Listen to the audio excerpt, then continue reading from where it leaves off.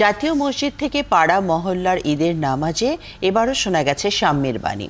ধনী গরিবের ভেদাভেদ ভুলে সবাই দাঁড়ান এক কাতারে। আল্লাহর সন্তুষ্টি লাভের ফরিয়াদ জানিয়ে কেঁদেছেন ধর্মপ্রাণ মুসল্লিরা। আবার ঈদের আনন্দের মধ্যেই ফিলিস্তিনের অসহায় মানবতার জন্যও উচ্চারিত হয়েছে সহমর্মিতা এবং দোয়া। মনির মিল্লাত জানাচ্ছেন আরও। এই ঈদে দেশ জুড়ে কেনাকাটার ফুর্তি হবে শুধু বিকাশে, সাথে ডিসকাউন্ট কুপন, ইনস্ট্যান্ট ক্যাশব্যাক।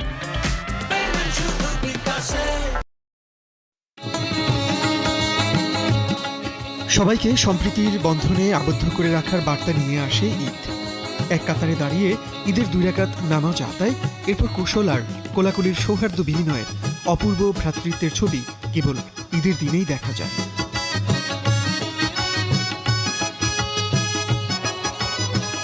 বরাবরের মতো বাইতুল মুকাররম জাতীয় মসজিদে অনুষ্ঠিত হয়েছে ঈদের 5টি জামাত। সকাল 7টা থেকে শুরু করে প্রতি ঘন্টায় একটি করে 10:45টায় শেষ হয় ঈদুল ফিতরের জামাত।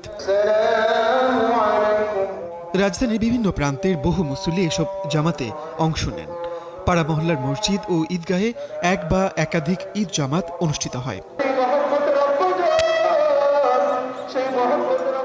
নামাজ শেষে আল্লাহর সন্তুষ্টি লাভের আশায় হাত তোলেন মুসল্লিরা।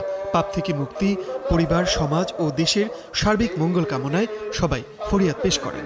সাথে জীবন থেকে হারিয়ে যাওয়া স্বজনদের আত্মার শান্তির জন্য কেঁদেছেন বহু মানুষ।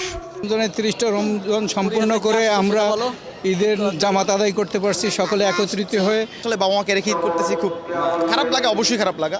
ভাই আসছে, মা আব্বু আসছে নামাজ পড়তে, আমরা অনেক মজা করে নামাজ পড়তেছি। এখন আমাদের আব্বা ছিল, আব্বা পৃথিবীতে নাই, ঠিক আছে, এখন বাচ্চা কাচ্চা নিয়ে আসছি, সবাই একত্র হইতে পারছি, এইটাই সবচেয়ে বড় আনন্দের ব্যাপার। ঈদের আনন্দের দিনেও ফিলিস্তিন সহ বিশ্বের বিভিন্ন প্রান্তের অসহায় মানবতার জন্য সহমর্মিতা জানান মুসল্লিরা। প্রত্যাশা করেন পৃথিবী হোক শান্তির আর সহ অবস্থানের।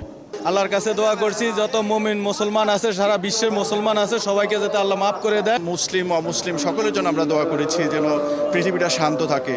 আমার আব্বা আমাদের ছোটবেলায় নিয়ে আসছেন, আজকে আব্বা মা নেই আমাদের মাঝে।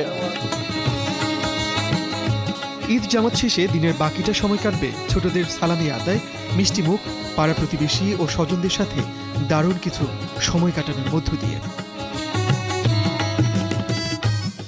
মনির মিল্লাত, 71, ঢাকা।